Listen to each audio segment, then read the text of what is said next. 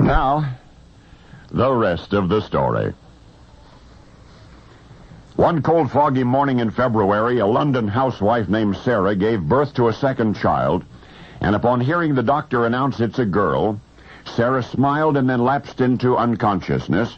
When she awakened, a nurse was nearby. Was the baby healthy, Sarah asked. The answer was yes.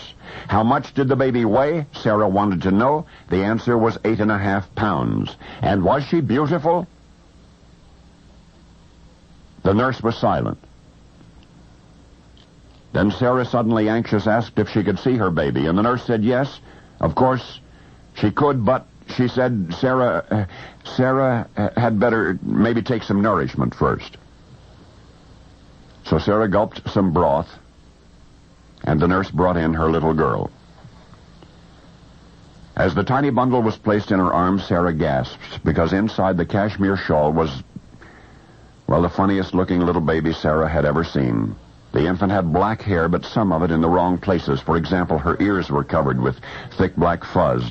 The baby's ears were squashed into the sides of her head, and her nose was tipped out of kilter, and her tiny face was so tightly closed that it seemed that it would never unfold, and somehow, as only mothers can, Sarah blamed herself. Her own mother had told her, if you want a beautiful baby, keep your mind full of beautiful thoughts, and Sarah had done that all during her first pregnancy, and that first child, a little boy named Howard, now 3, was almost too beautiful for words. His hair was thick, a mass of golden ringlets, the eyes were long-lashed and heavenly blue, and his face was the face of a Botticelli angel. But this newly arrived little girl, oh my. Perhaps, Sarah pondered, she had been lazy and had not been thinking enough beautiful thoughts this time around. In any case, all she could do now was to protect her newborn from ridicule as best she could and pray that her long black hair would grow only where it was supposed to.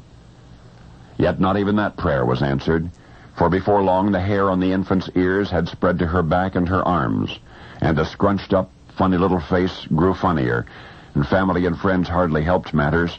Over and over, Sarah would wince to hear, poor little girl.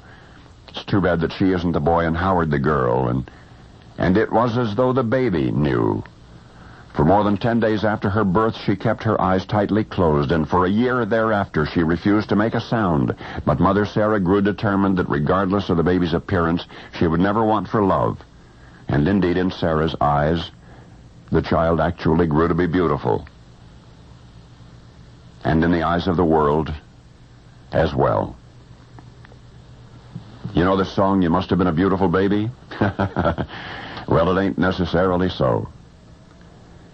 For it was not until later that the peculiar body hair from this little baby vanished, and the pearly teeth appeared, and intense violet eyes became prominent, and a human mosaic fell into place to produce one of the 20th century's most breathtaking women.